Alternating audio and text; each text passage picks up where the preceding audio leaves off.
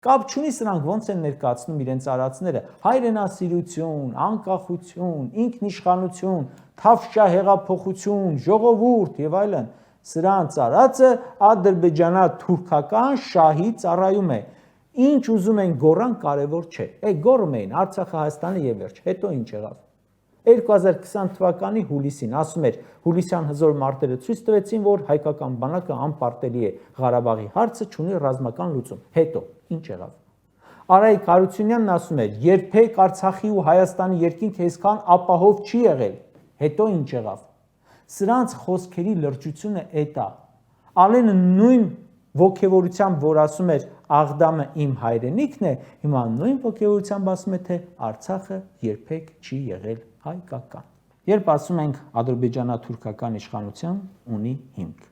դա այս իշխանության իրական կերպարի հոգեբանության, քաղաքականության նկարագրումն է։ Հիմա սրանք ինչ անում են, համոզմունքով են անում, գործակալ են, արյան կապ կա, ստիպված են անում, դա ցույց կտա հետագա բացահայտումները, որոնք անպայման լինելու են։ Բայց այս մեր երկիրը ընդունենք, որ շատ մնաց ադրբեջանա-թուրքական գծի մեջ 7 տարի, այդ 7 տարում այդ քաղաքականությունը մեզ շատ ողբերգություններ բերեց։